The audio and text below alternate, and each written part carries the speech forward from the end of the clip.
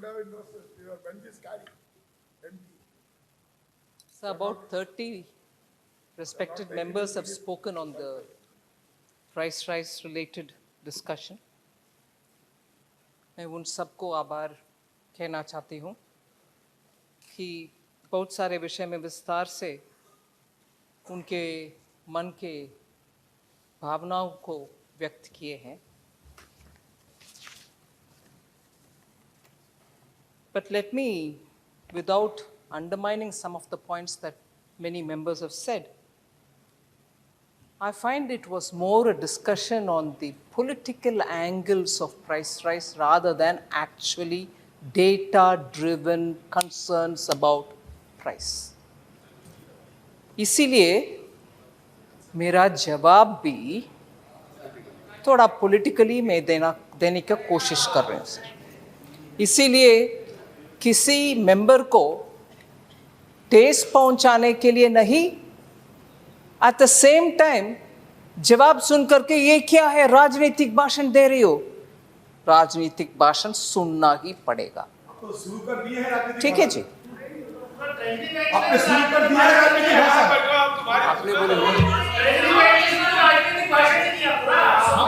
आपने बोले स्टार्ट आपने किया. सो इस बीच में ऐसे इंटरप्शन आना भी मुझे कुछ दिक्कत नहीं है सर. मैं बिल्कुल आपकी अनुमति से आगे बढ़ती हूँ. जब आपको तो अच्छा नहीं लगेगा, लेकिन मैं सदन में व्यवधान नहीं पैदा होने दूंगा. हाँ सर, आप हैं इसीलिए मैं उसके ऊपर चिंता नहीं करूँगा. आप उनको परमिशन मत दो कि वो व्यवधान पैदा करें. Sir, let us please be in this house looking at India today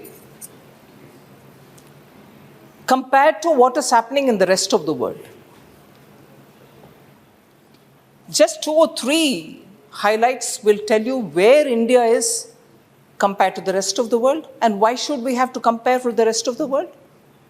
Because whether it was in 2008 or usse pehle, we've never seen a calamity of this kind, a pandemic of this kind, and coming out of the pandemic, even as all of us were trying to make sure that people in our constituencies, people in our states, people in our area are given that extra help, each at our own level. I recognize that everybody, members of parliament and also state governments have all played their role. Otherwise, India today will not be where it is compared to the rest of the world. So I fully credit the people of India for this kind of a, even against adversity, that we are able to stand up and be recognized as the fastest growing economy. And this is not my assessment.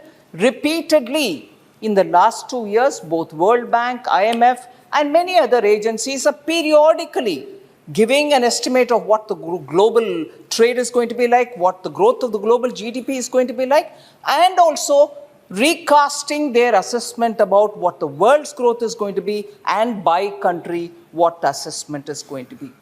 And each time when they have reviewed, when they've downgraded the global growth, when they have reassessed, saying, no, it is not as we thought 6 months ago, it is worse. It is getting worse. In each of these times,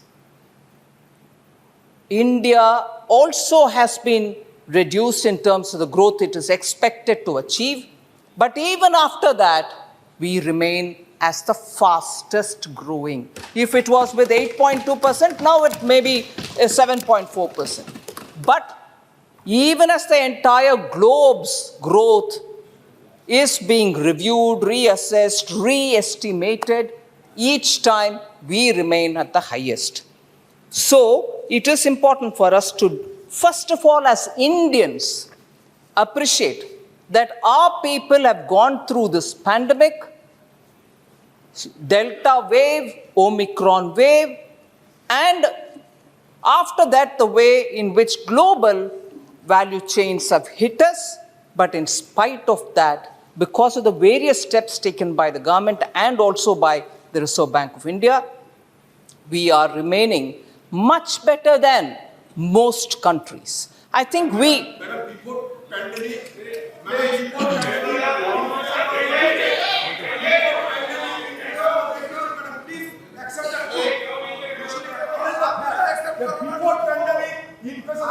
no माननीय सदस्य, देखिए माननीय सदस्य, एक minute माननीय मंत्री जी, एक minute राजा। माननीय सदस्यगण, आप सब ने अपनी बात रखी, मंत्री जी ने आपकी बात को ध्यानपूर्वक सुना, कोई बीच में इंटरप्ट नहीं किया। मेरा आपसे आग्रह है, आप भी उनके जवाब को पूरा सुने। सबको बता दिया माननीय मंत्री जी। So, globally, when the situation is really like this, and every agency after agency is assessing the situation by country, and repeatedly in their assessment, India has remained the highest, I think this House, irrespective of the party differences, will have to feel proud for this country and its people. They have struggled. State governments have helped.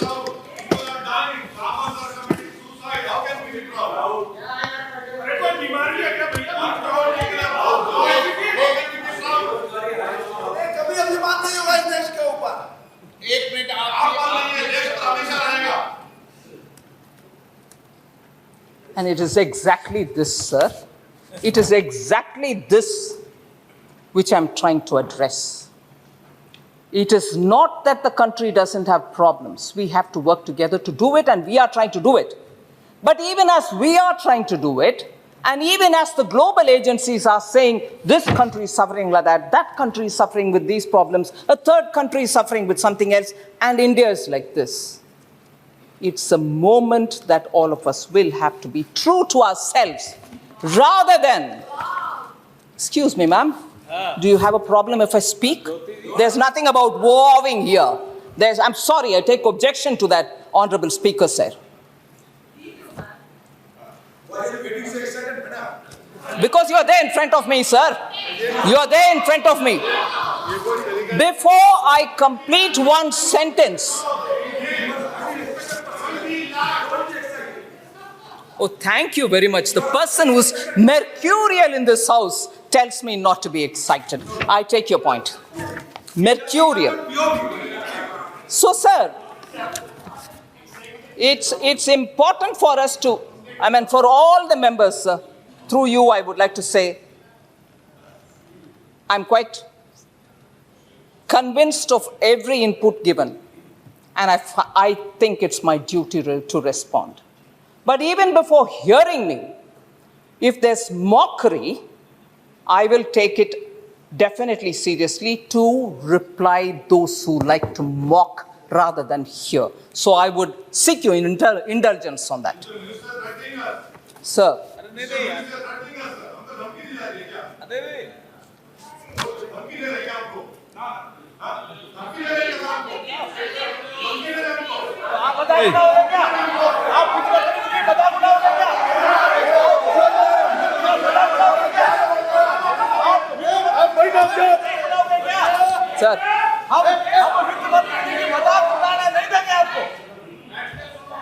Sir.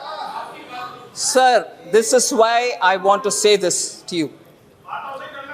When there can be interruptions which are serious, and when there are mocking tone coming from there, I reserve my right as a member of this House to reply to those. And if that is treated as dhamki, what should be the first one which comes? Treated as mocking or dhamki? Sir, she is not a member of this house. Oh, thank you. Otherwise, I wouldn't be. All right, in that house or this house. Dada, you're always very keen on coming up with things which are not so relevant for the conversation. एक minute, मैं सभी माननीय सदस्यों से फिर आग्रह करूंगा कि आप बैठे बैठे टिप्पणी न करें, और माननीय मंत्री जी इनकी बेटी टिप्पणी को आप सुने नहीं, क्योंकि कोई रिकॉर्ड में नहीं जा रहा है। और ये मैं अपेक्षा करूंगा बैठे बैठे कोई टिप्पणी न करें, नहीं तो मुझे नाम से पुकारना पड़ेगा। I'm not a member of this house, but with your permission, I'm here because I have to reply, sir. So the senior member, Saugata Roy, should probably take that into his, system. Oh, dear, thank you, thank you. Please recall your glorious days when you were trying to talk to me about onions, na? Recall those days, because you always had that approach to women in the house. Sir.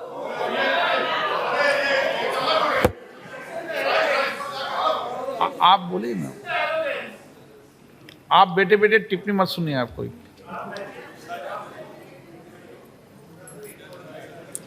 Sir,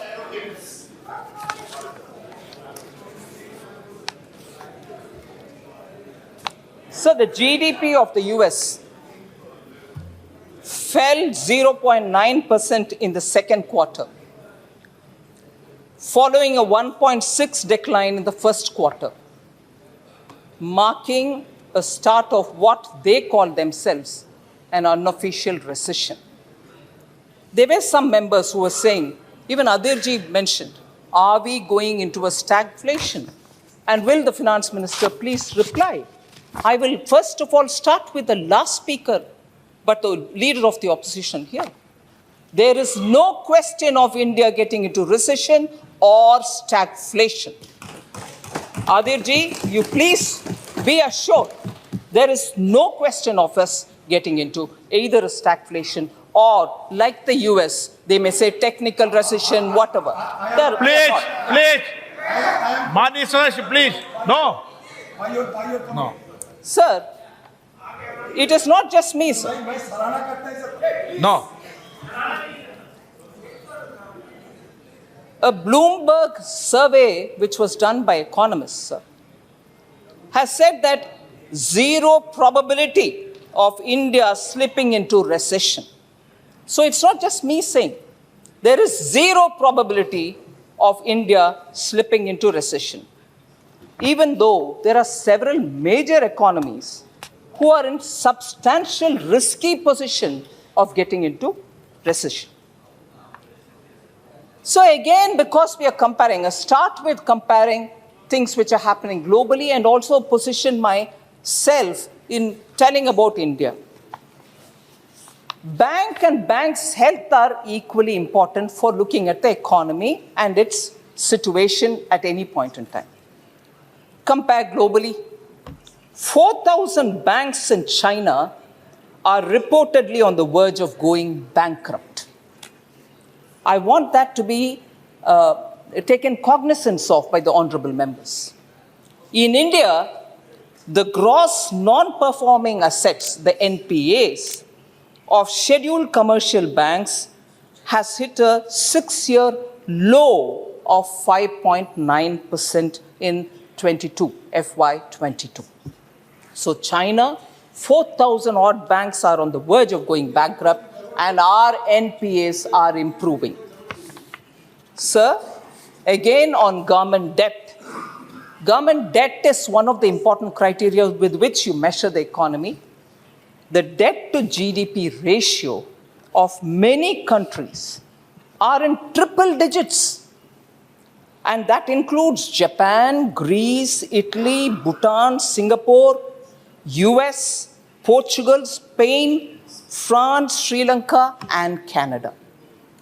Whereas the central government very consciously has controlled its debt, and it is at 56.29% of the GDP at the end of 21-22, compared to 59.9% pegged in the revised estimates for that year.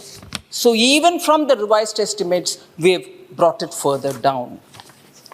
So even when comparing the general government debt, which means the center and the states, India is in a far better position than its peers. According to the IMF data, it's not me saying it, with a general debt to GDP ratio of 86.9, which includes both center and states. So I just want to draw the attention of members.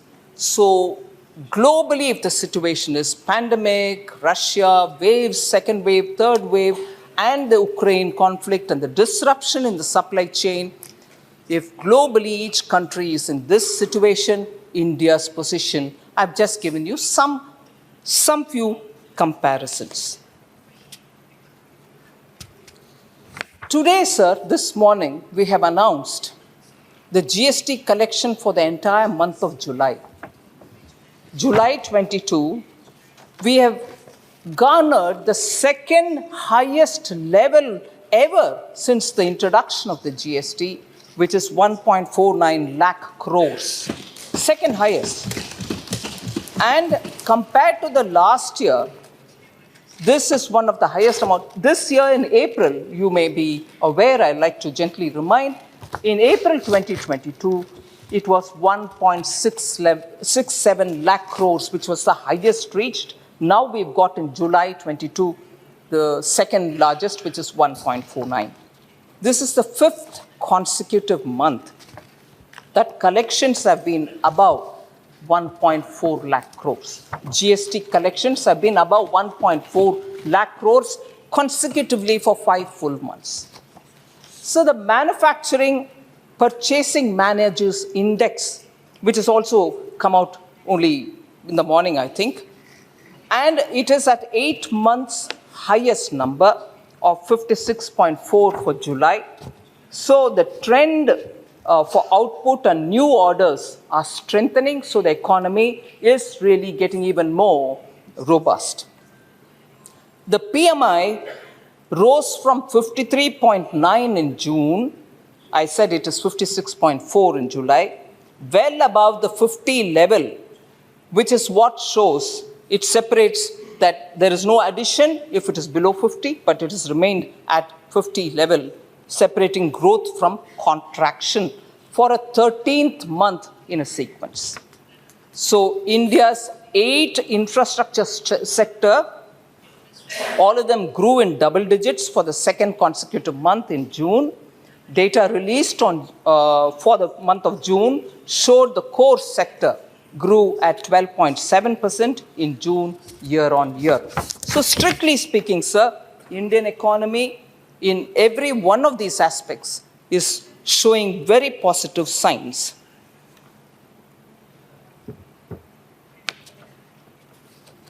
I remind myself about the line Honorable Member Supriya Sule said, you know, it's enough, you can't be going on talking about earlier days. Now you've had enough number of time. She compared also very untypically to a married woman who enters the house. She gets to be a part of that house and you don't anymore say we are new, whereas what has been there and all that. But in these kind of situations, where constantly questions are based not so much on facts, I'm not talking about Supriya ji alone, but in general, when facts will have to be reminded, because the way in which questions are being asked as though it didn't exist earlier. Even now, the leader of opposition said, please accept that inflation existed before the pandemic also. Inflation exists, sir. At what level is the question? So conceding to that point, I have no difficulty. Inflation exists. But at what level? And that is why, if you will pardon me, Honorable Member, I would like to go back to recalling. Let's not forget, for a small taper tantrum, I'm saying small today, of the Fed of 2008, the problem continued till 13, that the Indian economy became a fragile 5 country. But what are we today in? Pandemic, second wave, Omicron, India, Russia, Ukraine, supply chain, even today, largest supply component suppliers around in China, still under lockdown in several areas. In spite of that, we have held the inflation well within 7 or even below. And that has got to be recognized. Oh yes, sure, I will speak.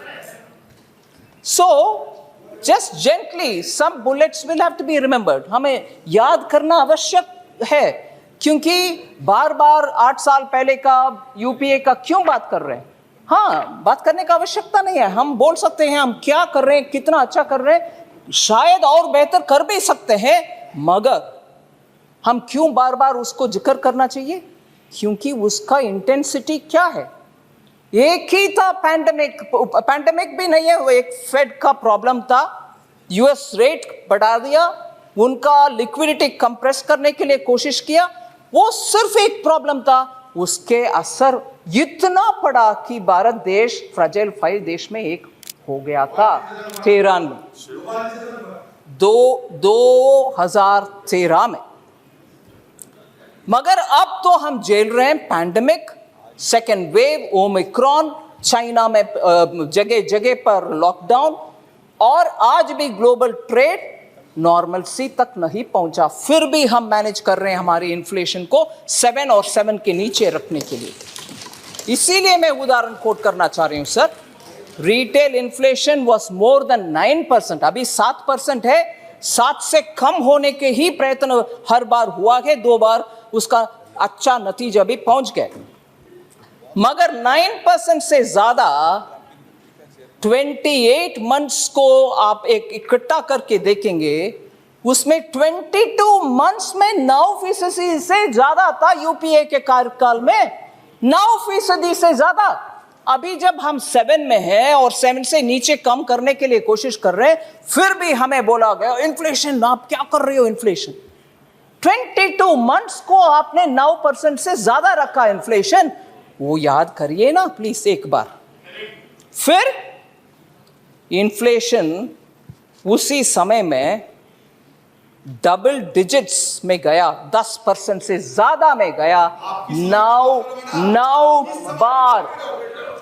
9 bar UPA सरकार के समय 9 बार double digit में था inflation. वो भी याद करना चाहिए जब हमें मांग रहे हैं कि 7% से कम होने क्यों नहीं हो रहे, करो, करेंगे, बिल्कुल करेंगे, मोदी जी ध्यान रख रहे हैं उन सब के ऊपर, जरूर करेंगे, मगर आप 22 मंथ्स में देश की जनता ने इसीलिए आपको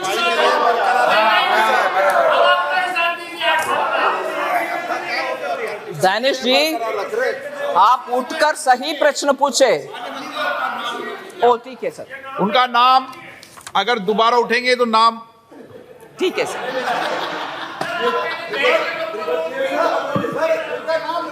लीड कर दो सर।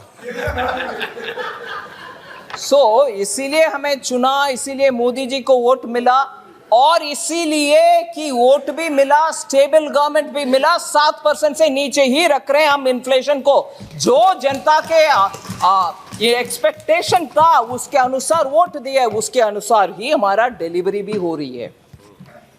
सो याद रखना चाहिए सर, इतना तेज आकर के नहीं क्या चल रही है, 7%, 22 मंथ्स 9% से ज्यादा, 9 बार डबल डिजिट इन्फ्लेशन, ये करने वाले सरकार थोड़ा सोच समझ करके हमारे ऊपर आरोप डालना चाहिए, ठीक है? सो इससे ज्यादा मैं इन्फ्लेशन के ऊपर और बोल सकती हूँ सर, मगर समय भी हो रहा, आगे बढ़ती हूँ। महंगाई कम कैसे करोगे ये बताओ? अरे 7 से कम हो रही है जी, बिल्कुल बिल्कुल। बाजार में आग लग गए हैं। हाँ। आपके निभाने की क्या कदम उठाएंगे? समस्या है। माननीय स्पीकर सर, मैं दोबारा, क्योंकि हमारे लीडर ऑफ ऑपोजिशन आदिर जी एक, हाँ ठीक है, पार्टी कांग्रेस पार्टी के लीडर, ठीक है, एक इकोनॉमिस्ट का नाम लेकर के बोले कि देखो इन्होंने ऐसे आपके खिलाफ बात की है। सर, इनको आदत है एक आध इकोनॉमिस्ट का ही नाम लेंगे, बाकी दुनिया में इकोनॉमिस्ट का नाम नहीं लेंगे। हाँ, उनके आदत है, और ये भी है कि उन्हीं इकोनॉमिस्ट के बारे में, उनका टिप्पणी के बारे में ही जिक्र करते रहेंगे, जैसे अभी एक इकोनॉमिस्ट का नाम लिए। मगर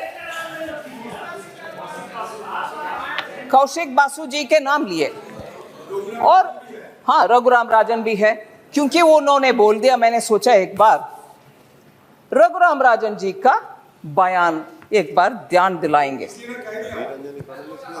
हाँ? हाँ वो भी सही बात है। खुद अधीर रंजन जी इकोनॉमिस्ट है। बहुत बड़ा इकोनॉमिस्ट है।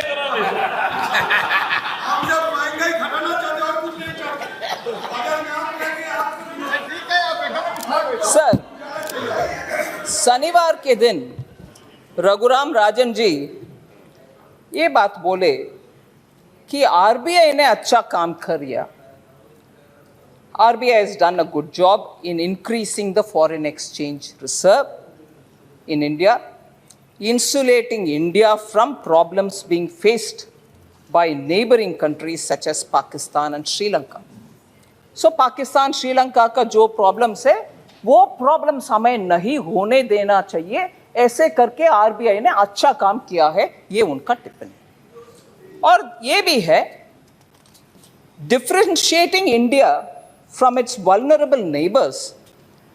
Sri Raghuram Rajan further added that New Delhi is less indebted, calling it a good sign. मैंने अभी debt to GDP figures पढ़ा, numbers भी पढ़ा आपके सामने, उसका रघुराम राजन जी भी जिक्र कर रहे हैं। जो दिल्ली, न्यू दिल्ली के सरकार डेट को कम रखना अच्छा काम किए हैं और भी किए। माननीय प्लीज एक मिनट, एक मिनट मंत्री जी, एक मिनट। माननीय सदस्य एक मिनट,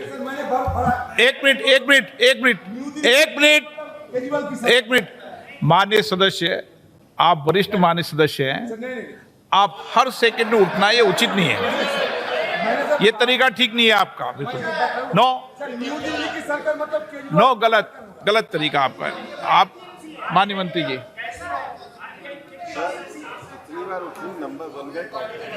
सर रघुराम राजन ने ये भी कहा है, we have sufficient foreign exchange reserves, RBI has done a good job in increasing the reserves, we are not having problems like Sri Lanka and Pakistan, our foreign debts are also less.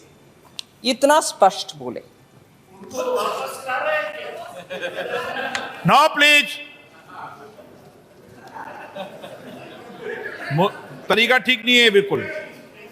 आप मंत्री जी उनकी बात पर मत कहिए, आप, मैं ठीक है सर, देख रहा हूँ सब चीज। ठीक है सर। और इन्फ्लेशन के ऊपर बहुत चिंता कर रहे हैं आदिर रंजन जी। रघुराम राजन दोबारा इस विषय में क्या बोले? At present there is inflation all over the world. RBI is increasing interest rates which will help in reducing inflation. Most inflation is in food and fuel. As we can see, food inflation is coming down in the world and will decrease in India also. Sir, ये RBI के तरफ के assessment Raghuram Rajan ji ने बोला और उससे ये भी समझ में आ रही है कि इंडियन इकोनॉमी कहाँ है और इन्फ्लेशन भी भारत देश में कम ही हो रही है। मगर but of course he did not say about measures we have taken from the government, from the Ministry of Finance, to reduce the cost of imports on say like edible oil, masoor dal and so on. मैं उसको जिक्र करना चाह रही हूं sir.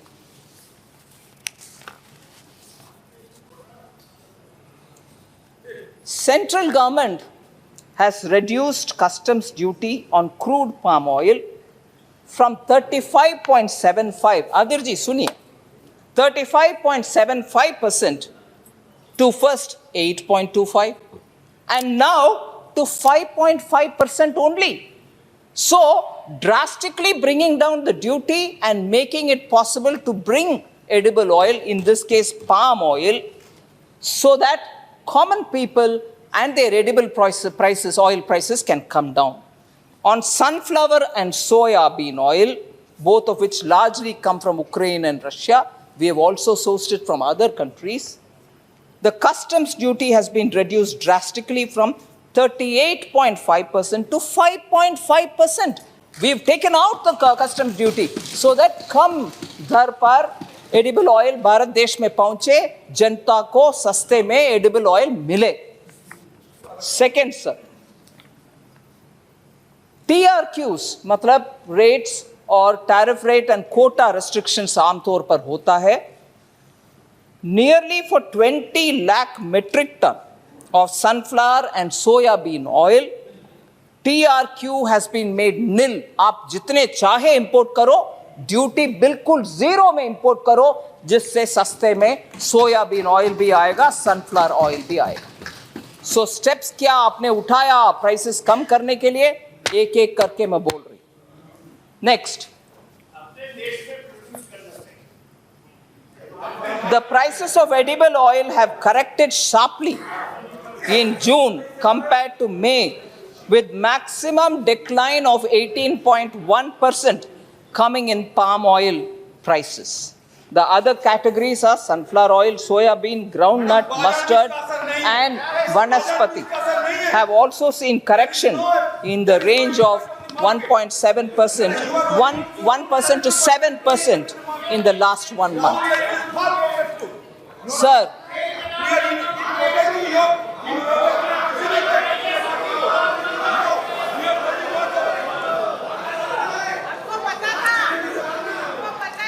Sir, मुझे दुख लग रहा है, मुझे दुख लग रहा है बाहर जाकर के प्राइस राइस के ऊपर सरकार भाग रही है, डिबेट नहीं कर रही है. कहने वाले कांग्रेस आज जवाब सुनने के लिए तैयार नहीं है. बाहर वो भाग रहे, वो भाग रहे बाहर, जवाब सुनने का क्षमता तक नहीं है उनको.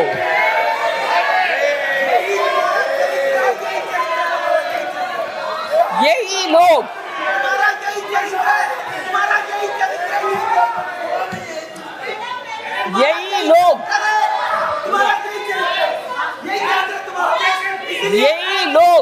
पिछले एक सप्ताह से करो बहस.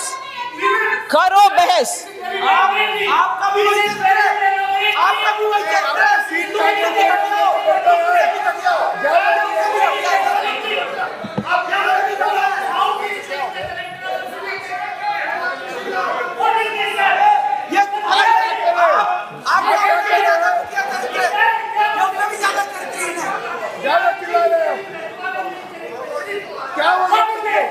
क्या हो गया?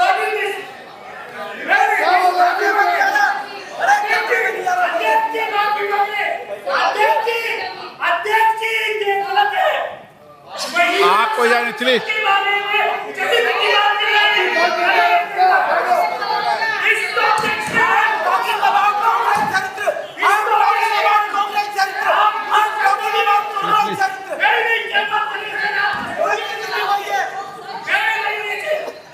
माननीय मंत्री जी, what have I done?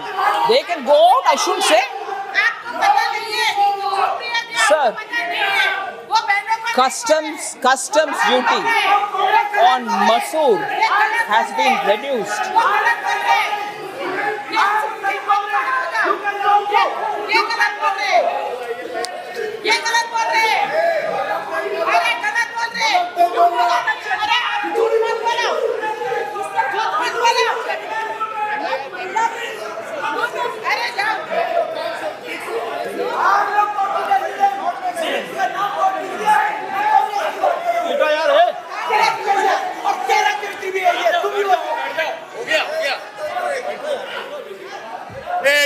माने सर प्लीज बैठिए. प्लीज बैठिए. सर बैठिए. मैडम प्लीज बैठिए. माननीय मंत्री जी. सर,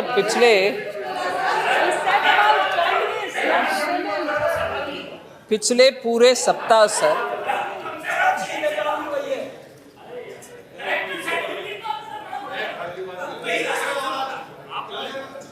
पिछले एक सप्ताह और उससे पहले से भी प्राइस राइस के ऊपर चर्चा मांगने वाले कांग्रेस और हमारे पार्लियामेंट्री अफेयर्स मिनिस्टर बार बार बोल रहे थे कि जब तक मेरा हालत कोविड से वापस आऊंगी तब तक प्लीज सह जाइए, फिर करेंगे. आपकी अनुमति से आज हो रही है और उसके लिए मेरा शुभकामनाएं देने वाले अधीर रंजन जी, प्लीज आप स्वस्थ रहो वगैरह, वो जवाब सुनने को तैयार नहीं है, निकल गए.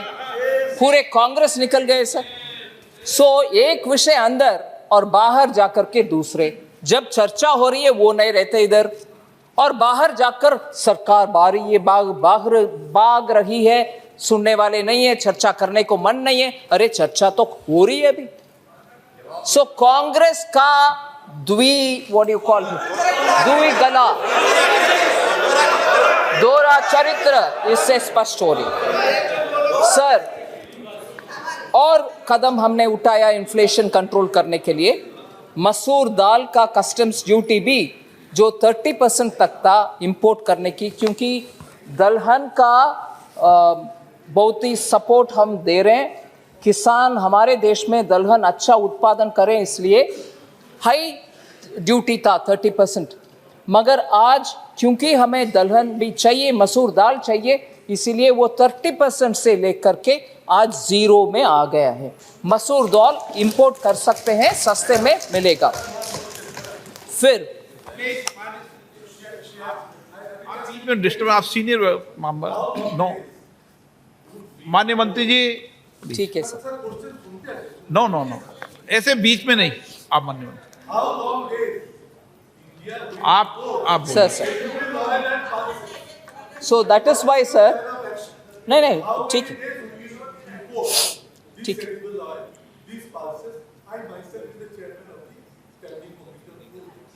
No, I fully recognize, I understand your question. So I want to know that All right, in what manner we are going to be self-sufficient. all right. So far edible oil and pulses are we Sir, are not self-sufficient आज का इस परिस्थिति में, क्योंकि inflation को कम करना है, तुरंत करना है, पिछले 2-3 साल से प्रधानमंत्री जी दलहन के लिए, तिलहन के लिए बहुत ही सारे कोशिश कर रहे हैं। हर स्टेट में हर मंत्री के साथ बात करके इसको विस्तार करने के लिए, उत्पादन विस्तार करने के लिए। फिर भी क्योंकि आज हम प्राइस के विषय में चर्चा कर रहे हैं और तुरंत हमें जनता को सस्ते में पहुंचाना चाहिए, इसीलिए इंपोर्ट को अलग कर रहे हैं। इसका मतलब ये नहीं है हमारे किसान के खिलाफ हम जा रहे हैं। हमारे किसान को जितने भी प्रोत्साहन देना है, जितने भी बोनस वगैरह देना है दलहन और तिलहन के लिए, वो जरूर करेंगे। Sir, similarly, customs duty on steel was rationalized significantly. I know Pinaki ji raised an issue. I will address that. Further, customs duty was also exempted on iron and steel scrap, while customs duty was also rationalized on copper scrap. ये क्यों important है? MSME का raw material में उनको prices high जाने में, उनको उनके बिजनेस करने में बहुत ही दिक्कत था। उनका रिप्रेजेंटेशन बहुत मिला, इसीलिए उनके रॉ मटेरियल सस्ते में मिलने के लिए कस्टम्स ड्यूटी इन सभी प्रोडक्ट्स के ऊपर हटाया गया। फिर customs duty has also been exempted on coal, met coke, coking coal and ferro nickel. ये सब भी स्टील इंडस्ट्री को भी चाहिए, एमएसएमई इंडस्ट्रीज को भी चाहिए। उनको उनके सुविधा के लिए उन विषयों में भी कस्टम्स ड्यूटी ने कम करवाया, हमने कस्टम्स ड्यूटी को कम करवाया। फिर स्टील प्राइसेस डोमेस्टिक मार्केट में अभी गिरावट है, क्योंकि ऑलमोस्ट 10%, आई थिंक ऑलमोस्ट 1/10 उसमें कमी हुआ है, क्योंकि we have reduced the rates of the duties and imposed export duty. Prices of domestic benchmark hot rolled coil steel at the traders end have slipped by about 8%, or about 5,500 per ton since May 18. So top steel makers have also quoted prices for June that are lower by 4,500 or 5,500 a ton. इसका सरासर benefit MSME को मिलेगा, जिससे उनका कारोबार में अच्छा चलने में, इकोनॉमी भी उसका बेनिफिट उठा सकेंगे। In textiles, sir, customs duty on key raw products like nylon chips, nylon yarn, and caprolactam have all been rationalized. Anti-dumping duty was revoked on key raw materials like viscose fiber, PTA and other fibers and yarn so that raw material for textile industry will also be available. Customs duty on raw cotton has also been fully exempted. Raw cotton का बहुत ही demand और आजकल textile industry में उसके बारे में बहुत चर्चा है, उसमें भी ऐसे करके मैं बहुत सारे और भी उदाहरण दे सकती हूँ जिससे इन्फ्लेशन कंट्रोल के लिए और सस्ते में रॉ मटेरियल हमारे लोग को मिलने के लिए बहुत सारे कदम हमने उठाया.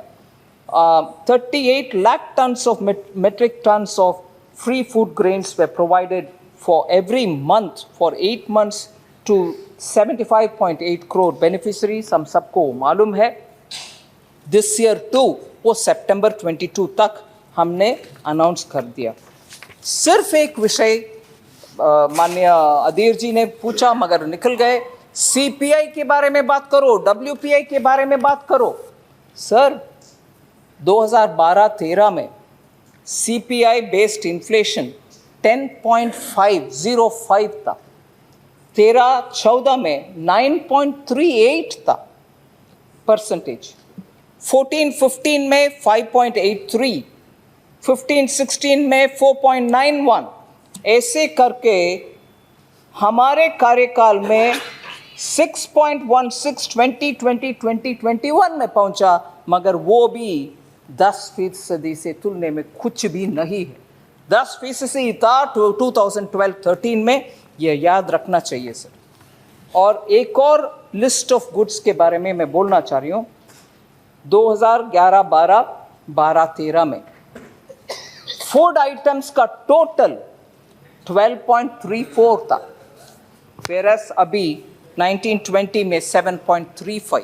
ऐसे करके हर लिस्ट में अभी जो रेट है सर, चाहे वो फूड ग्रुप हो, पान सुपारी टोबैको हो, फ्यूल एंड लाइट हो, हाउसिंग हो, क्लोथिंग हो, फुटवेयर हो, सभी विषयों में CPI इंडेक्स का, इंडस्ट्रियल वर्कर्स का नंबर कम है. वो डबल डिजिट में, अभी हमें सिंगल डिजिट में है. सो ये सब याद दिलाने के लिए मैं बोल रही हूँ. और एक और विषय, क्योंकि विदेश से हमें बार बार कंपेयर कर रहे हैं हमारे सदस्यगण.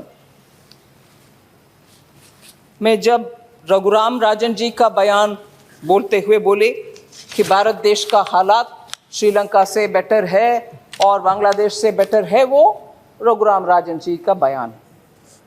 और बार बार बहुत सारे बार लोग बोलते हैं अरे बांग्लादेश को देखो, वो इतना हमसे ज़्यादा अच्छा चल रहे हैं और हम ऐसे रुक गए.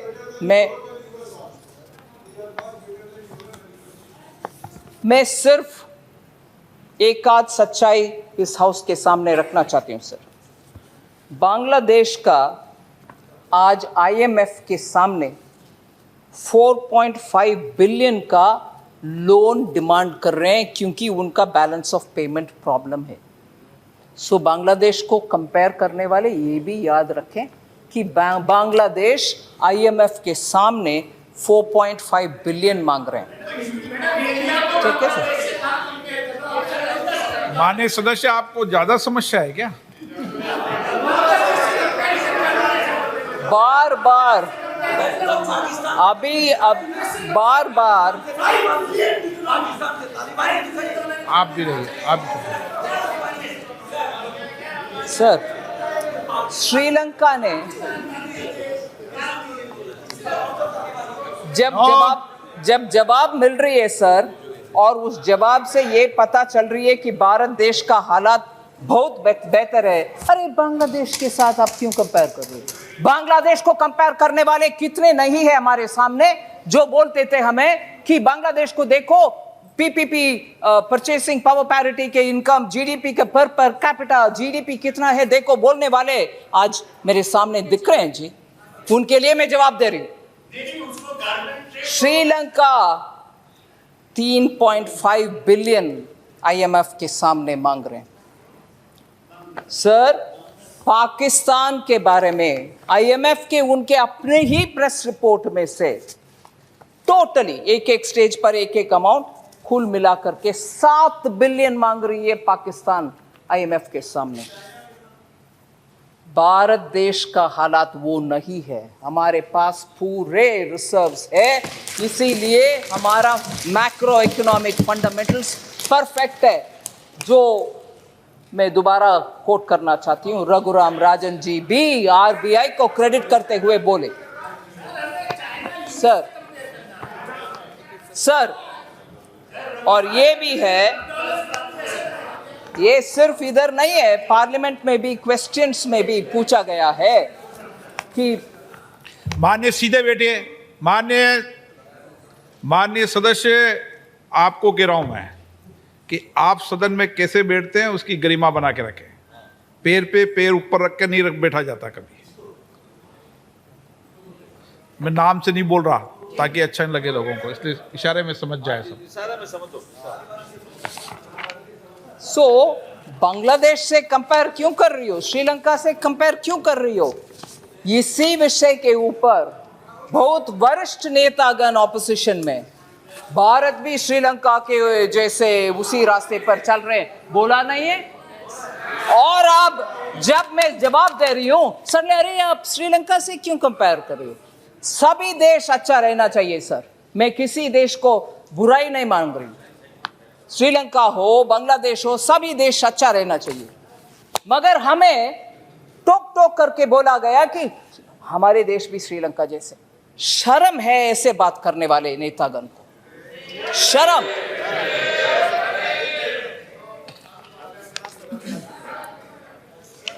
सर ये भी बोला गया, व्हाट हैपेंड?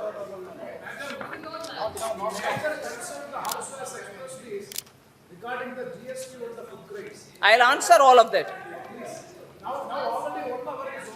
नो, आपको मैंने अलाउ नहीं किया। आपके बेट की मंत्री जी, मैंने अलाउ तो नहीं किया उनको। सर आप ऐसे तो सभी प्रश्न, मुझे दुख हो रही है सर, मुझे दुख हो रही है कि 5 घंटे चल सकते हैं विवाद और डिस्कशंस, मगर जवाब थोड़ा लंबा चौड़ा हो गए, 1 घंटा, वो भी वरिष्ठ। कम ऑन प्रेमचंद्र जी, मैं जवाब दे रही हूं हर एक पॉइंट के लिए सर, लंबा हो रही है, मैं क्या करूं? इतने सारे विषय उठाया, उसका जवाब देना है कि नहीं देना है? ये भी बोला गया कि आप आज का हालात में और डिमोनेटाइजेशन से कंपेयर करते हुए अभी भी लिक्विडिटी ज्यादा है इकोनॉमी में, आपने ये ऐसे कर दिया वैसे कर दिया। मैं बोलना चाह रही हूं सर, लॉकडाउन के समय और उसके बाद आत्मनिर्भर भारत के अनाउंसमेंट के समय मुझे बहुत सारे लोग सुझाव दिए कि प्रिंट करो करेंसी, प्रिंट करके सबको बांटो, जनता को न्याय करो, उनके हाथ में पैसा रखो। ये सब आया सर। हाँ? मुझे वो सब बोल करके सर, ये सब बोल करके अभी लिक्विडिटी देखा कि कितना हो गए, डिमोनेटाइजेशन से अभी तक लिक्विडिटी इतना हो गए, आपने प्रिंट करा इसीलिए। सॉरी, डेटा लीजिए, फैक्ट्स के अनुसार हाथ में रख के बात करिए। ये क्या है सर? सर 2018-19 में इंडिया में 22% था sir, as a percent of GDP. ये मैं सेंट्रल बैंक का बैलेंस शीट के बारे में बात कर रही हूं, जिससे समझ में आता है कितना प्रिंटेड है वगैरह। 22%, 1920 में 27%, 2020-21 में 29% और 21-22 में 26%। ये सेंट्रल बैंक, हमारा रिजर्व बैंक का बैलेंस शीट के बारे में बात कर। यूएस से कंपेयर करिए, बांग्लादेश श्रीलंका क्या चीज है, यूएस से कंपेयर करिए। बोलने वाले को प्लीज ये गौर से सुने। आप तो मुझे सुना दें, उनको मत सुनाओ।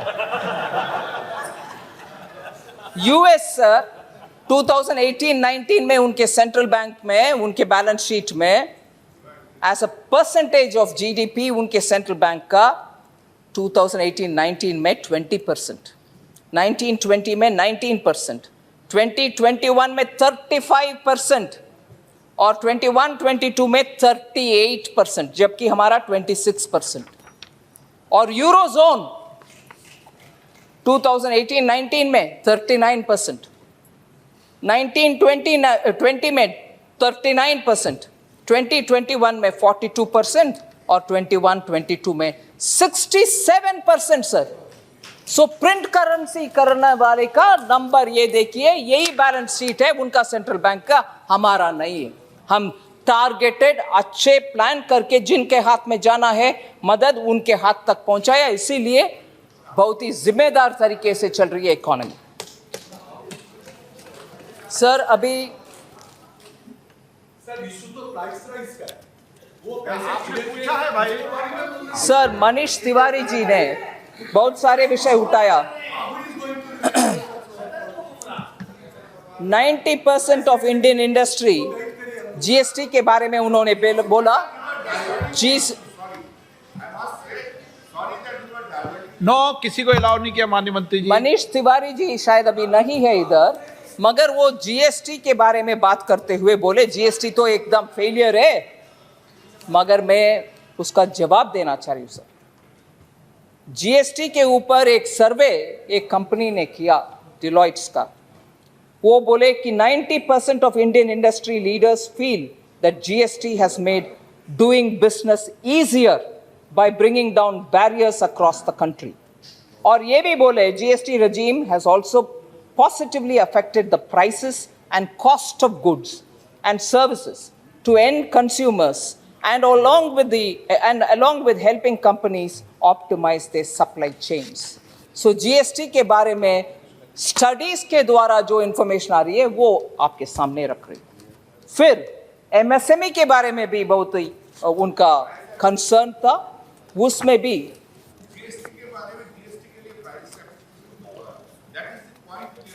माननीय मंत्री जी जीएसटी MSME के ऊपर मैंने बोल दिया कि क्या क्या तरीके से उनको रॉ मटेरियल सस्ते करने के लिए कोशिश कर रहे हैं। और ये भी मैं बोलना चाह रही हूँ, पैंडेमिक के समय emergency credit liquidity guarantee scheme उनको दिया, दैट हैज सेव्ड। एंड ये SBI का रिसर्च से आए हुए फैक्ट्स है। 13.5 lakh MSMEs worth 1.8 lakh crores have been saved from slipping to be NPAs. 13.5 lakh MSMEs को 1.8 lakh crore रुपया पहुंच करके उनको सर्वाइव करने का चांस दिया गया है। This is equivalent to 14% of the outstanding MSME credit being saved from becoming NPA. Sir, so RBI data भी एक है सर जो उनको उपयोगी होगा उनको जवाब देने के लिए। टोटल ये बात बार बार उठाया गया कि आपने पेट्रोल डीजल में बहुत कमा रहे हैं, सेस के द्वारा कमा रहे हैं, इतनी कमा दिया, वो चला गया कहाँ मालूम नहीं हो रही है, स्टेट्स को कम हो रही है। मैं RBI का डेटा कोट करते हुए आप सबके सामने विषय रखना चाहती हूं। RBI data says total developmental expenditure incurred by Modi government between 2014 to 2022 is 90.9 lakh crore, far higher than is being alleged by some sections of the opposition. In contrast, 49.2 lakh crore was spent between 2004 and 14. 2004 and 14 के अंदर development expenditure इतना था 49.2, whereas 2014 to 2022 90.9 lakh crores have been spent on development expenditure.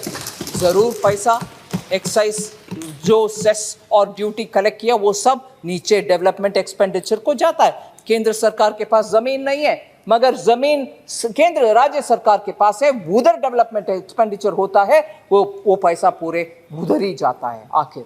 सो केंद्र सरकार ने कमाया, किसके जेब में गया? किसी का जेब में नहीं गया, हर राज्य में डेवलपमेंट में खर्च उठाया गया।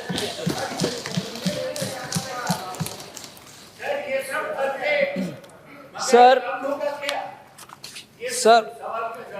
ये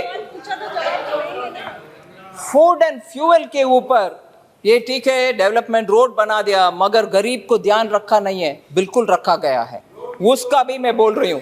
expenditure incurred by our government includes 24.85 lakh crore spent on food and fertilizer and fuel and 26.3 lakh crores on capital creation. Over the 10 years of UPA, only 13.9 lakh crores was spent on subsidies. ये बार बार हमें बोलते हैं मनरेगा में ये कर दिया, उन कुछ और में ये कर दिया, गरीब के लिए कुछ नहीं किया। आपके 10 साल में 13.9 लाख ही खर्च किया आपने करोड़। हमने 24.85 lakh crore on food fuel and fertiliser किया और 26.3 लाख ऑन कैपिटल क्रिएशन किया है। सर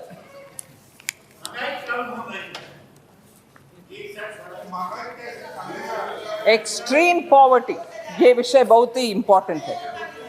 एक्सट्रीम पॉवर्टी में लोग पैंडेमिक के समय चला गया, आपने ध्यान रखा नहीं है। नहीं, वो भी सच नहीं है। यूएनडीपी के रिपोर्ट आया है सर, जिसमें वो स्पष्ट बोल रहे हैं कि while soaring food and energy prices can push up to 71 million people around the world into poverty, the UNDP's report said that chances of those in India, particularly those who are earning $1.9 per day, slipping into poverty due to this upturn would be zero. Bharat में गरीबी रेखा के नीचे जाने वाले लोग का संख्या 0 होगा, ये यूएनडीपी का रिपोर्ट है।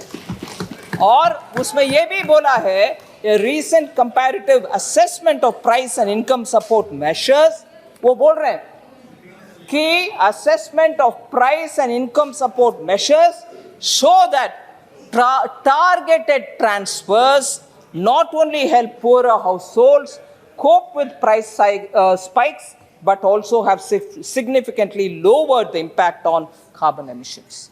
So ये targeted हमारे सब्सिडी देने वाले उस स्कीम को सराहना करते हुए यूएनडीपी रिपोर्ट बोल रही है गरीबी रेखा के नीचे 0% लोग इंडिया भारत में जाएंगे, ये रिस्क हमें नहीं है।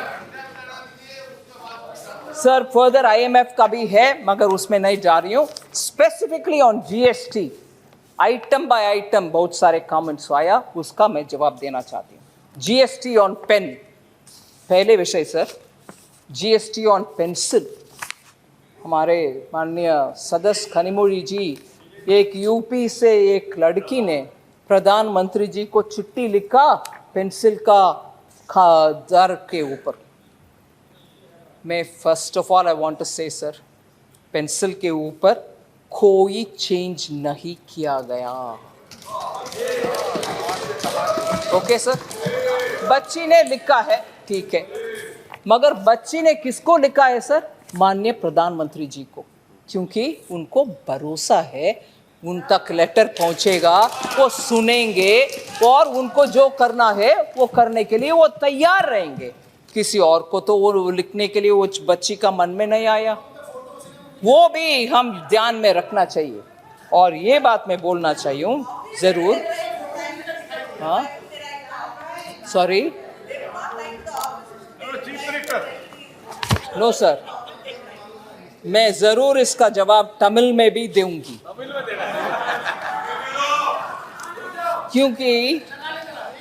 क्योंकि हाँ लगा लीजिए, क्योंकि सर बहुत ही पैशनेटली खनिमोड़ी जी बहुत विषय उठाया।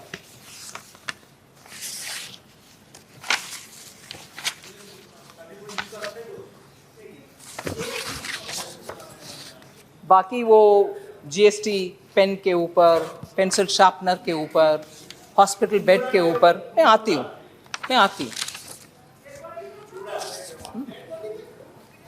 हाँ, क्रिमेटेरियम के ऊपर भी आती हूँ सर।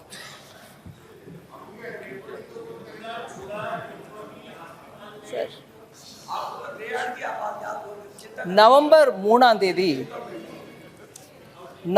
2021 பெட்ரோல் மீது இருக்கக்கூடிய வரியை 5 ரூபாய் குறைச்சாரு மோடி ஐயா. டீசல் மீது இருக்கக்கூடிய வரியை 10 ரூபா குறைச்சார். அதே மாதிரி மே 2021 22 அது நவம்பர் 2021 மே 2022 மத்திய அரசு திரும்பவும் பெட்ரோல் மேலே இருக்கக்கூடிய வரி 9 ரூபா 50 பைசா குறைச்சாங்க. டீசல் மேலே 7 ரூபா குறைச்சாங்க.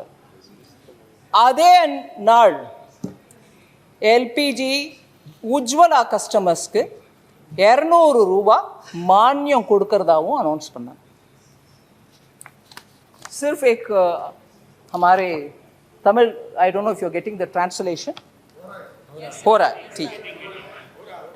मगर सर தமிழ்நாட்டில் தேர்தலுக்கு முன்னாடி டிஎம்கே அரசமைக்கிறதுக்கு முன்னாடி அவங்களுடைய தேர்தல் மேனிஃபெஸ்டோவில் 5 ரூபா பெட்ரோலில் நாங்கள் குறைப்போம், எலெக்ஷனில் ஜெயிச்சு அரசமைச்சா 5 ரூபா குறைப்போம் அப்படின்னு சொன்னாங்க. அதே மாதிரி டீசலில் 4 ரூபா குறைப்போம் அப்படின்னு சொன்னாங்க. அதை தவிர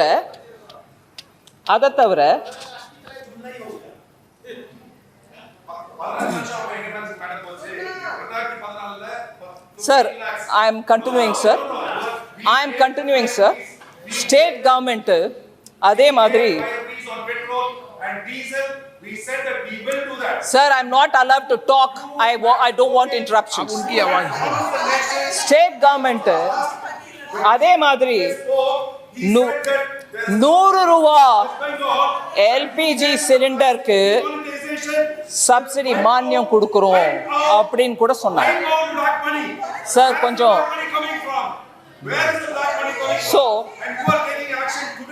100 ரூபா மானியம் கொடுக்கறதாகவும் வாக்குறுதி கொடுத்தாங்க.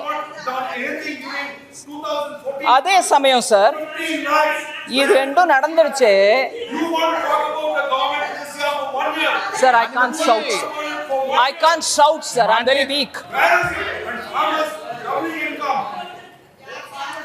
Sir this is outrageous sir. அவங்க பேசும்போது நான் கேட்கணும், அவங்க பேசுற ஒவ்வொன்றையும் நான் கேட்கணும். ஆனா பதில் கொடுக்க வந்த போது தடுத்து நிறுத்துறது நல்ல அரசியல் இல்ல. நான் கொடுக்கிற பதிலை கேட்டுதான் ஆகணும். நீங்க சொன்னதெல்லாம் நான் கேட்டுட்டு தான் இருந்தேன் இப்ப வரைக்கும். माननीय मंत्री जी एक minute If I'm like before I can talk shouting. I am not able to shout now sir. आपकी बात ही रिकॉर्ड में जा रही, उनकी बात रिकॉर्ड में नहीं जा रही. This is purposely trying to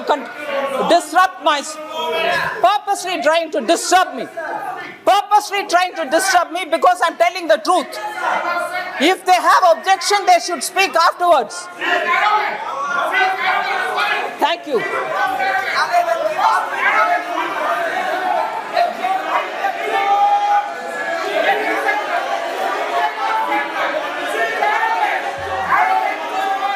இன்னும் கேட்டு போங்க. Thank you.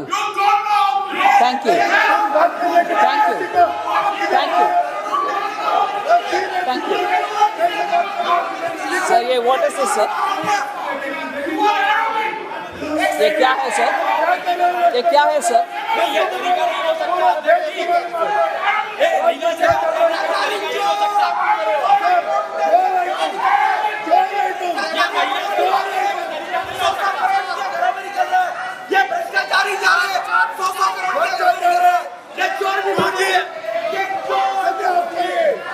सर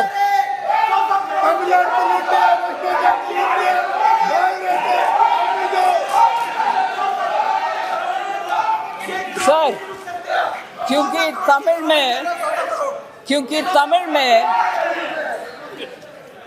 तमिल में इतना स्पष्ट बोले कि हमारे सरकार बच्चे के पेंसिल के ऊपर, दूध के ऊपर, मैं जरूर इसको भी तमिल में कहना चाह रही हूँ सर, चाहे वो इधर नहीं है बाहर जाके सुन लें. वो गलत बोलने वाले विषय उनके मैनिफेस्टो में जो प्रॉमिस किया उन्होंने वो नहीं किया, ऊपर से हमसे पूछ रहे। और ये भी एक दुख की विषय में बोलना चाह रही हूं, जब पत्रकार लोग जाकर के उनसे पूछे आपके मैनिफेस्टो में आपने बोला आप क्या कम नहीं किया, क्यों नहीं किया, केंद्र सरकार 2 बार ये कर चुके हैं, आप क्यों नहीं किया।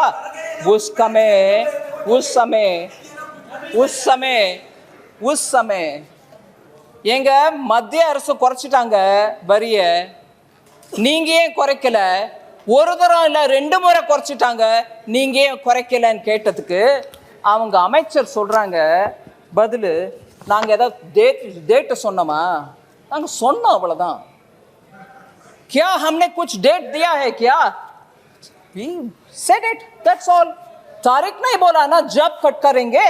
अरे मैनिफेस्टो में बोला केंद्र सरकार 2 बार काटा, आपने कम नहीं कर रही हो, और जब आप पूछ रहे हैं मीडिया आप जवाब ये दे रहे हैं कि हमने डेट थोड़ी ना दिए, करेंगे, ये जवाब है सर।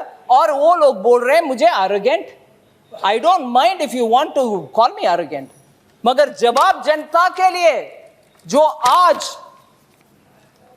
मैं बोलने वाली थी क्रोकोडाइल टीयर्स, मगर शायद वो ऑब्जेक्शनेबल लिस्ट में पार्लियामेंट्री अनपार्लियामेंट्री में निकाला गया, मगर वही हो रही है।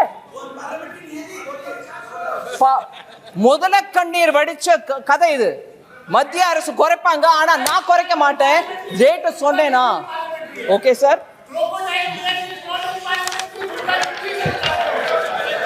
और दूसरा सर ये भी वो लोग बोले, और वो भी उनके हाउस में भी बोले कि डीजल का तो हम करने के लिए बोले, मगर हम कर नहीं सक रहे हैं क्योंकि हमारे पास कितने लोग डीजल उपयोग कर रहे हैं नंबर नहीं है, इसीलिए हम जो वायदा दिया कम करने के लिए वो कर नहीं पा रहे हैं, इसीलिए कि हमारे पास नंबर नहीं है। सो आखिर कुछ भी कटौती नहीं हुई, केंद्र सरकार के द्वारा 2 बार कटौती होने के बाद भी वो कम नहीं किए, और आज खड़े होकर के हमसे बार बार पूछ रहे कि पेट्रोल डीजल एलपीजी को भी सब्सिडी देने के लिए बोले कि हम नहीं देंगे। सो மத்திய அரசு மேல குற்றச்சாட்டு வைக்கிறதுக்கு முன்னாடி நீங்க உங்க வாக்குறுதியை ஏன் நிறைவேற்றலன்றதை எடுத்து சொல்லணும்।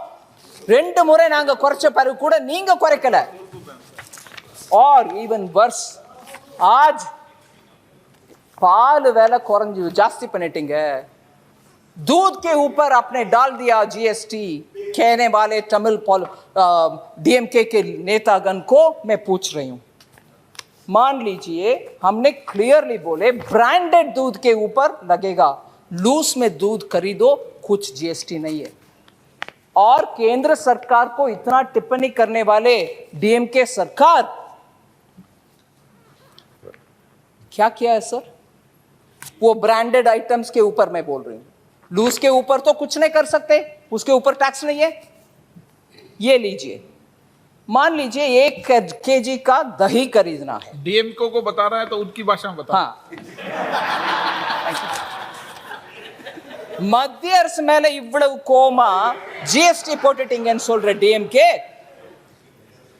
பிராண்டட் ஐட்டம்ஸ்க்கு மேல தான் டாக்ஸ் போட்டிருக்காங்க ஜிஎஸ்டி கவுன்சில், அது மத்திய அரசு போடல, மோடி ஐயா போடல, ஜிஎஸ்டி கவுன்சில் உங்க மந்திரியும் உட்கார்ந்து இருக்கக்கூடிய ஜிஎஸ்டி கவுன்சில்ல தான் நிர்ணயம் ஆச்சு, அதுல 5% தான் பிராண்டட் ஐட்டம்ஸ்க்கு மேல வரி போடணும்। இன்னைக்கு பப்ளிக்கா நியூஸ் பேப்பர்ல வந்திருக்க ஐட்டம் உங்களுக்கு முன்னாடி வைக்கிறேன், 1 கேஜி தயிர் வாங்கினா 100 ரூபா பழைய ரேட்டு, அதுக்கு மேல 5% டாக்ஸ் போட்ட பிறகு அது 105 ரூபா ஆகணும், ஆனா நீங்க என்ன விலைக்கு விற்கிறீங்க 120, 5% ஜிஎஸ்டி கவுன்சில் போட சொல்லிச்சு, ஆனா நீங்க எவ்வளவு போடுறீங்க 1। ரெண்டாவது லஸ்ஸி, அதாவது இனிப்பா இருக்கக்கூடிய மோர் 27 ரூபாய்க்கு விற்க வேண்டியது பழைய ரேட்டு, 5% ஜிஎஸ்டி டாக்ஸ் போட்ட பிறகு பிராண்டட் ஐட்டம் போட்ட பிறகு அது 28 ரூபா 35 காசா இருக்கணும், ஆனா நீங்க 30 ரூபாய்க்கு விற்கிறீங்க। ஜிஎஸ்டி மேல பழி போட்டுட்டு நீங்க ஹையர் ரேட்டை போடுறீங்க, மக்களுக்கு பாரம் சுமத்துறீங்க। அதே மாதிரி பட்டர் மில்க் மோர், அதே மாதிரி மோர் 10 ரூபாய்க்கு விற்க வேண்டியது மோர், அது மேல 5% டாக்ஸ் போட்டா அது 10 ரூபா 50 காசு ஆகணும். 12 ரூபாய்க்கு இன்னைக்கு விற்கிறீங்க. இன்னைக்கு அது எப்படி நியாயம்? ஜிஎஸ்டி கவுன்சில் மேல போட்டுக்கிட்டு நீங்க அதிக விலைக்கு விற்கிறீங்க, பழி ஜிஎஸ்டி மேல. ஆனா ஜிஎஸ்டினா மத்திய அரசுன்னு சொல்றீங்க. மத்திய அரசு இல்ல, உங்க அமைச்சரும் தான் உட்கார்ந்து இருந்தாரு அதே ஜிஎஸ்டி கவுன்சில்ல. ஏகமானதாக எல்லாரும் சேர்ந்து யுனானிமஸா எடுத்த டிசிஷன். இதுல புதுசா ஏழைகளுக்கு கஷ்டம் கொடுக்கறதுக்கு ஒண்ணுமே பண்ணல சார். சோ ஒவ்வொரு ஐட்டம்லயும் ஜிஎஸ்டி கவுன்சில் 5% போடுங்க பிராண்டட் ஐட்டம்ஸ்க்கு மேலன்னா, நீங்க 5%க்கு மேல போட்டுட்டு ஜிஎஸ்டி கவுன்சில் மேல பழி சொல்றீங்க. இது தப்பு.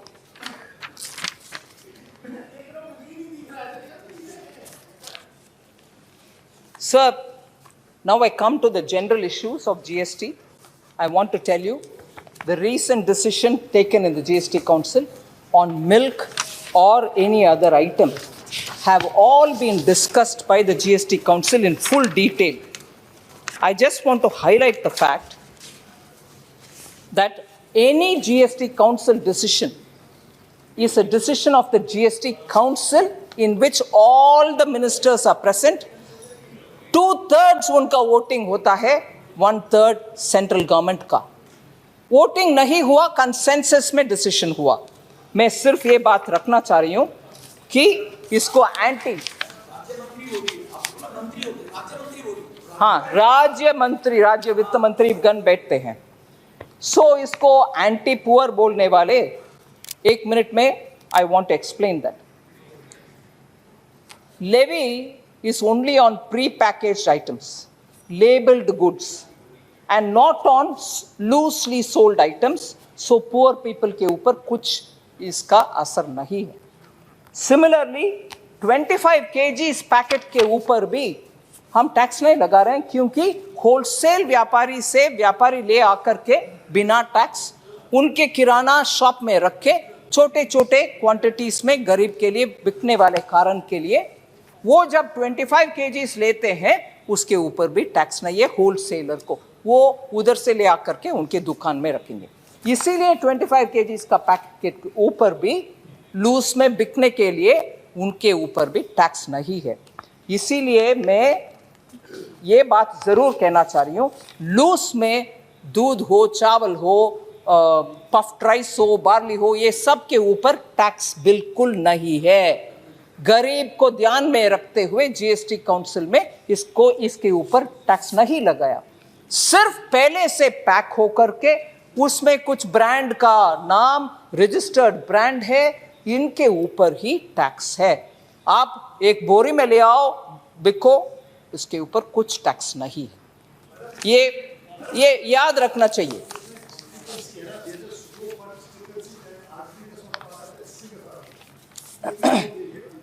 There is no discrepancy and every minister has sat through it. I want to highlight, sir, I want to tell you, sir, इस डिसीजन में हम कैसे पहुंचा. इसमें 3 लेवल पर डिस्कशन हुआ.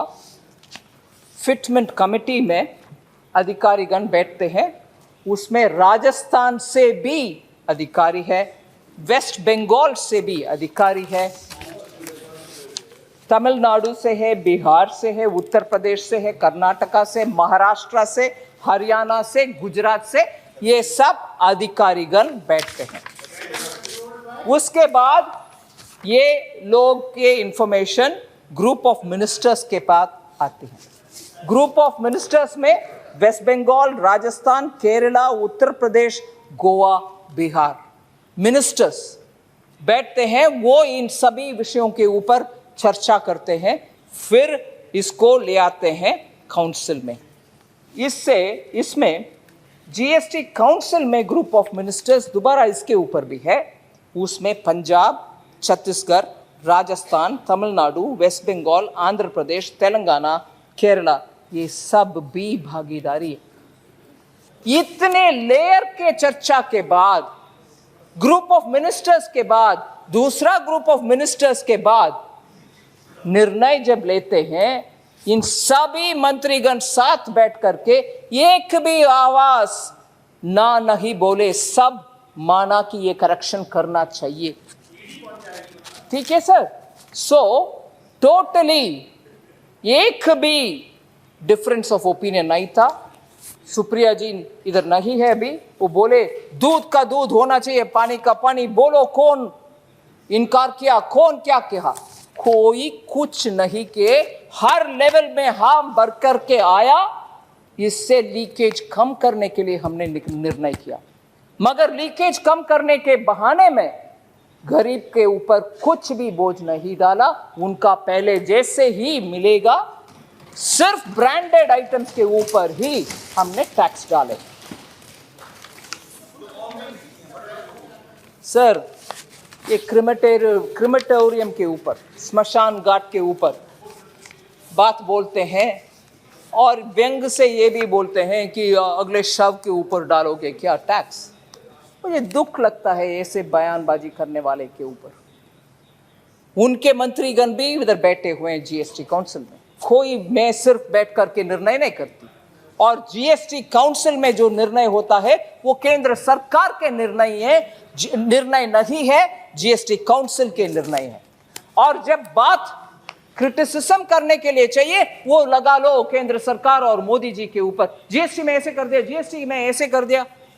जीएसटी काउंसिल में सभी प्रांतों का, राज्यों का मंत्रीगण बैठते हैं, सब इकट्ठा बैठ करके निर्णय लेते हैं। वो उनका निर्णय भी है, वो भी जा करके उनके स्टेट में बोलना है, मैं भी बैठा उसमें, मैं भी सहमत बरा इसमें। वो क्यों नहीं बोलते हैं? अंदर एक सहमत बरा दो और बाहर जाकर के केंद्र सरकार के ऊपर डाल दो। ये गलत है। अंदर तो 3 लेवल में आपने हां भरवाया, आज आकर के ये बात ऐसे पलट रही हो जैसे कि मोदी जी ने निर्णय लिया।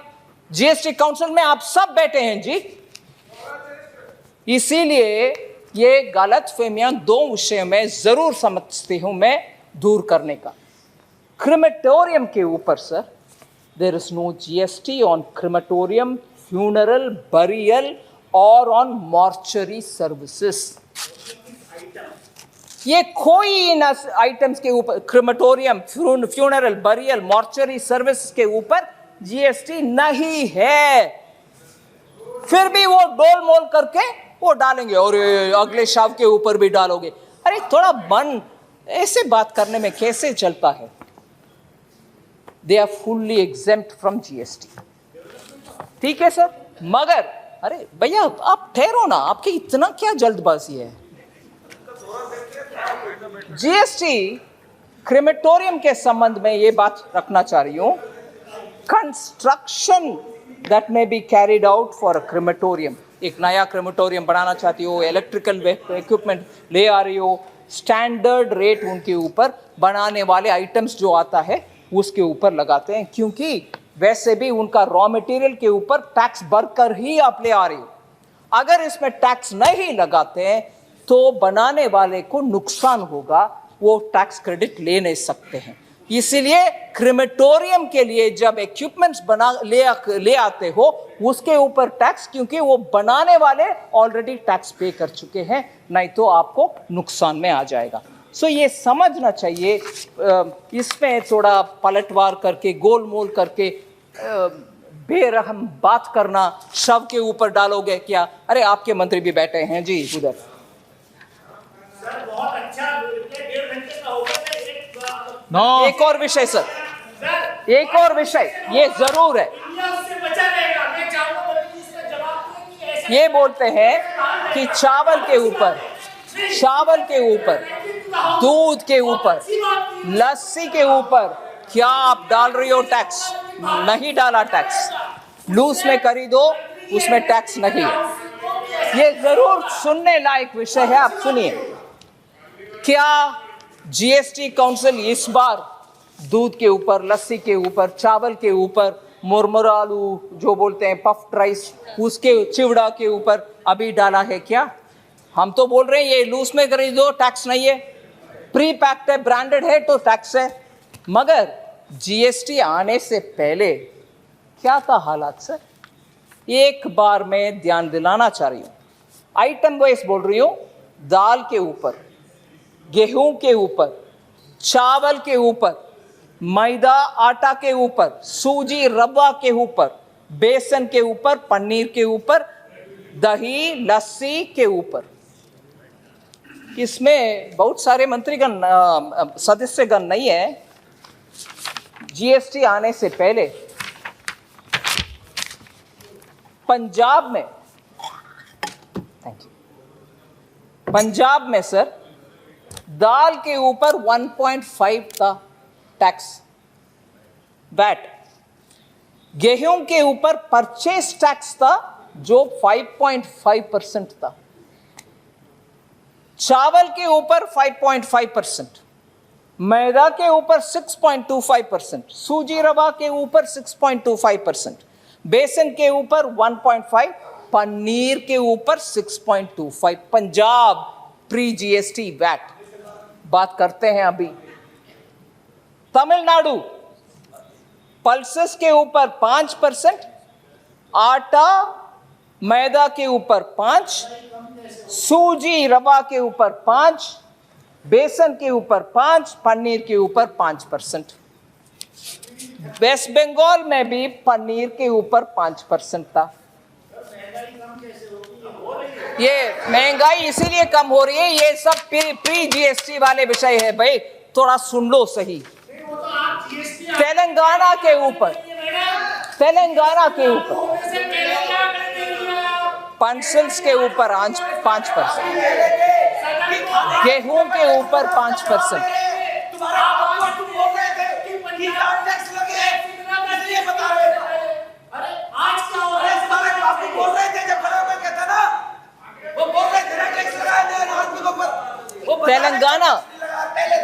तेलंगाना में पल्सेस के ऊपर, दाल के ऊपर 5%।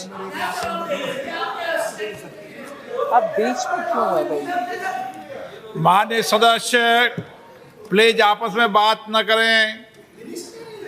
सर तेलंगाना में दाल के ऊपर 5%, वीट गेहूं के ऊपर 5, चावल के ऊपर 5, आटा मैदा के ऊपर 5, सूजी रवा के ऊपर 5, बेसन के ऊपर 5, पनीर के ऊपर 5% वैट था।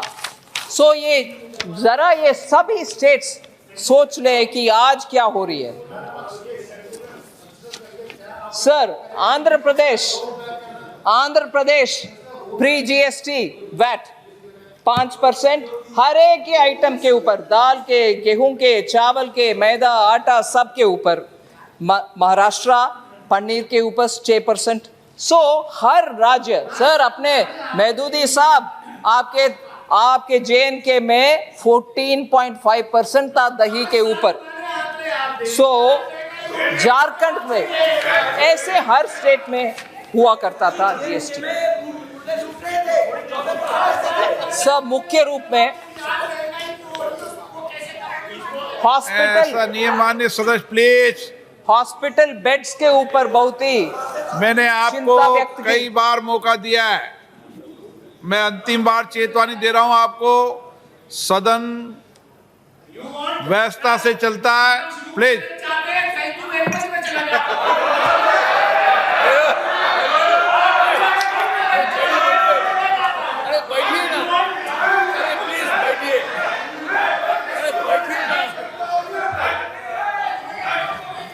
हॉस्पिटल बेड के ऊपर सर जीएसटी आईसीयू के ऊपर डाल दिया, हॉस्पिटल बेड के ऊपर डाल दिया।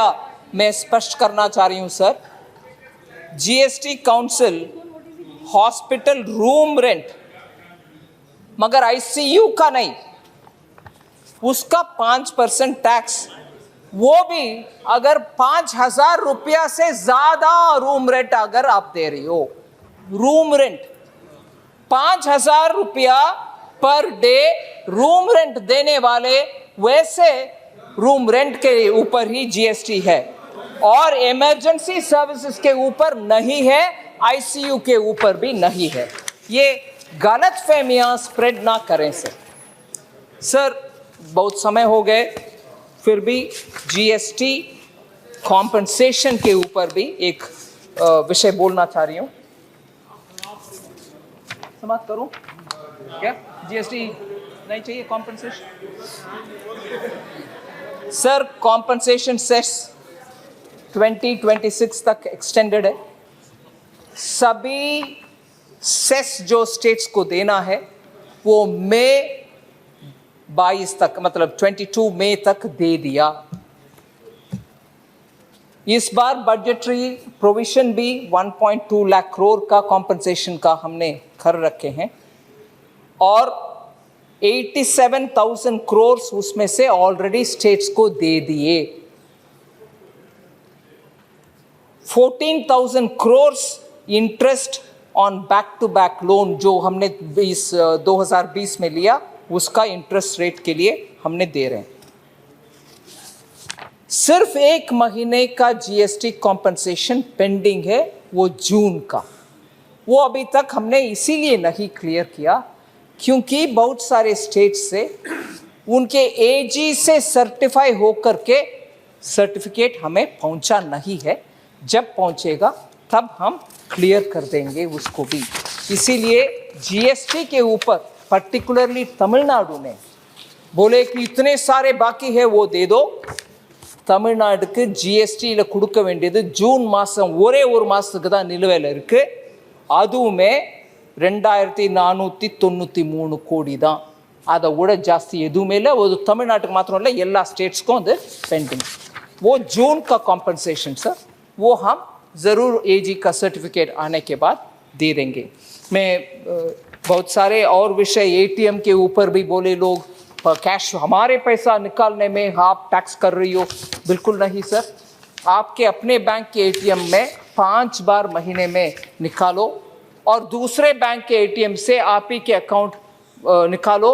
कुल मिलाकर के 5+5 टाइम आप निकालो एटीएम से, कुछ भी आपके ऊपर पाबंदी नहीं है।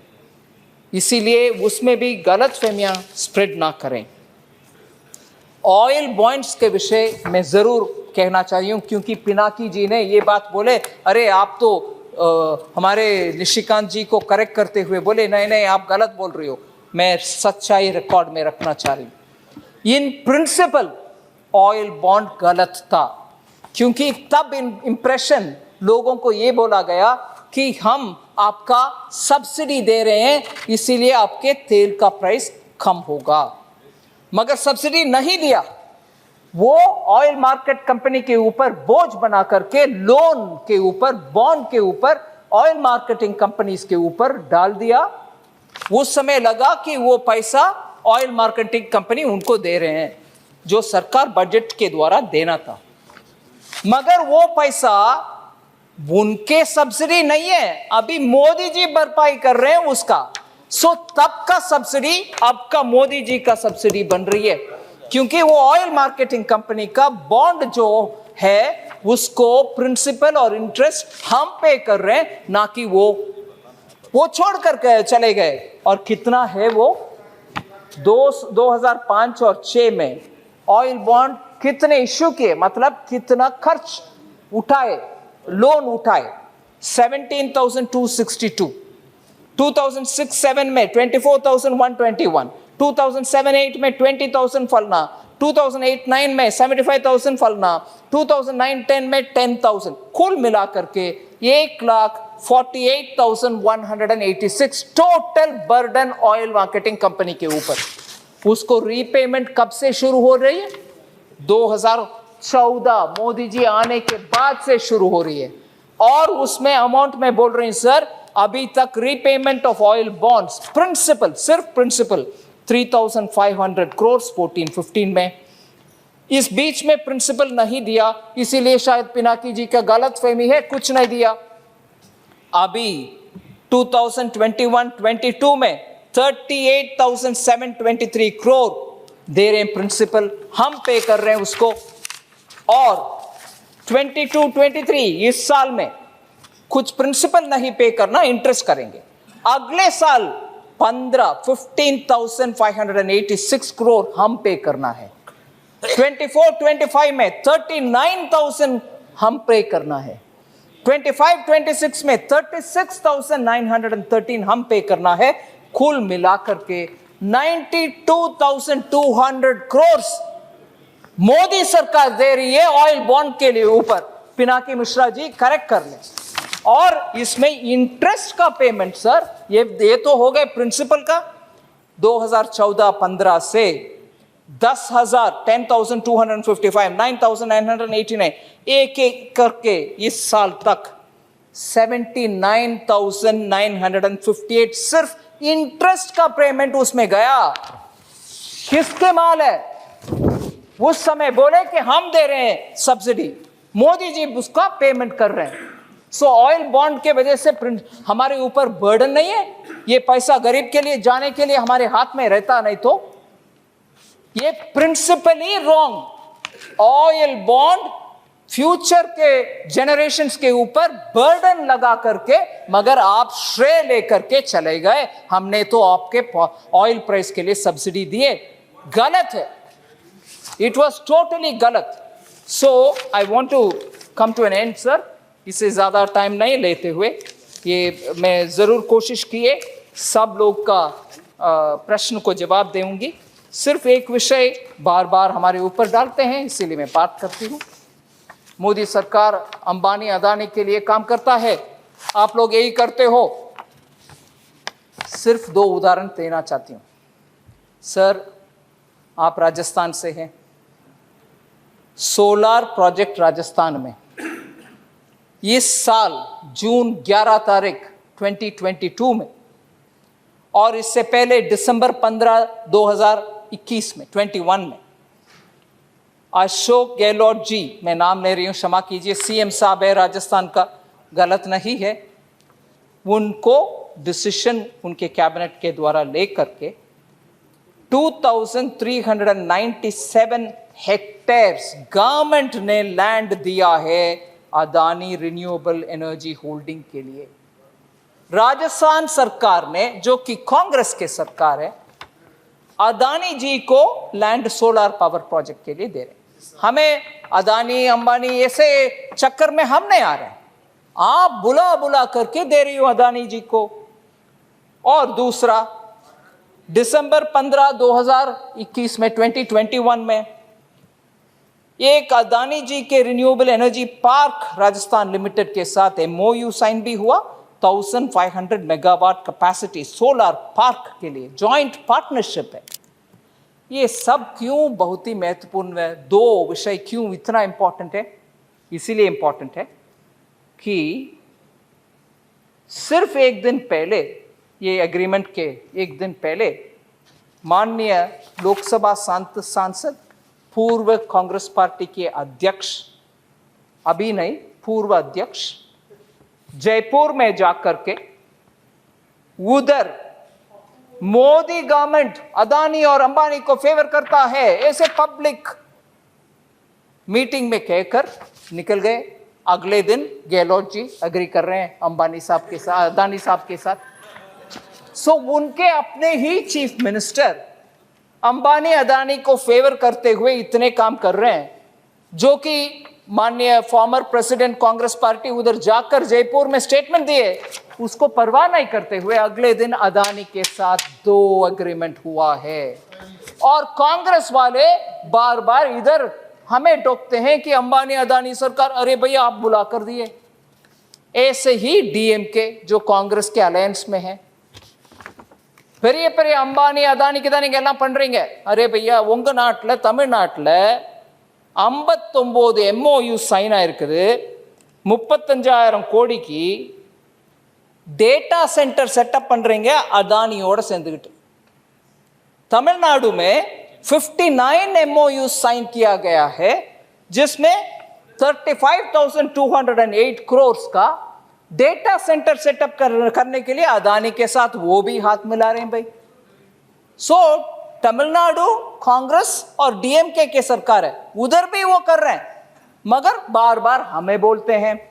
दूसरा, एक और तमिलनाडु में दूसरा सेकेंड फेज का डेटा सेंटर भी वो तमिलनाडु में अडानी ग्रुप ही कर रहे हैं सर। सो जब याद दिलाते हैं कांग्रेस वाले हमें अदानी अदानी करके, ये सब उदाहरण उनके सामने रखना चाहिए, भैया ये कौन है। सो सर मैं ज़्यादा नहीं दूंगी, बहुत आप टाइम दिया मुझे।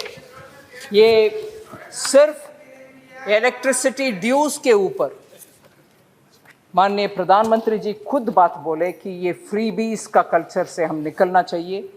स्टेट्स को पैसा नहीं दे रहे हैं, स्टेट्स को पैसा नहीं दे रहे बोलने वाले, कम से कम हमारे जनरेटिंग कंपनीज को, जेनकोस को, वैसे ही डिस्कॉम्स को, डिस्ट्रीब्यूशन कंपनीज को जो बकाया है वो क्लियर कर दें।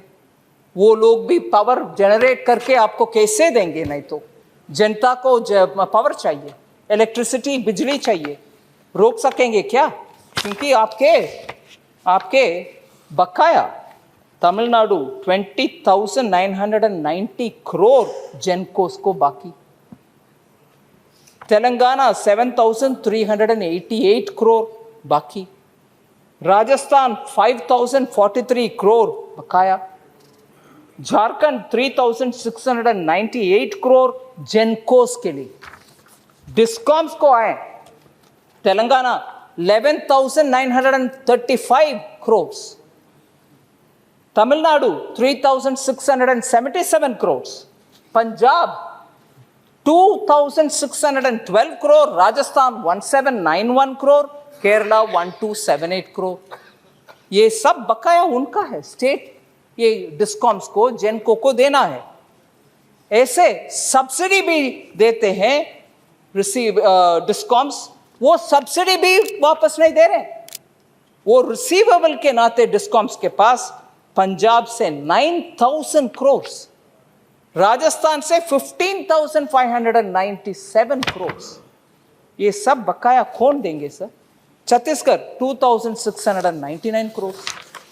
सो भारत के अर्थव्यवस्था के ऊपर अगर हम बात करते हैं, इन सभी दिक्कत के बावजूद भी, ग्लोबल दिक्कत, देश के अंदर दिक्कत, इन सभी दिक्कत के बावजूद भी हम फास्टेस्ट ग्रोइंग इकोनॉमी। जीएसटी के बारे में बात करने वाले बार बार मैं हाथ जोड़ करके पूछती हूं, मांगती हूं और समझाने के लिए कोशिश कर रही हूं। GST council constitutionally given body है जिसमें सभी स्टेट्स और केंद्र सरकार बैठते हैं। उसमें निर्णय मोदी जी नहीं करते, स्टेट्स का फाइनेंस मिनिस्टर सब बैठ करके करते हैं। उनके अपने पे राज्य में जा करके वो सच्चाई बोलना चाहिए। नहीं बोलते, अंदर एक विषय बाहर दूसरे ना करना, ये भी मेरा विनम्र रिक्वेस्ट। और बहुत धन्यवाद।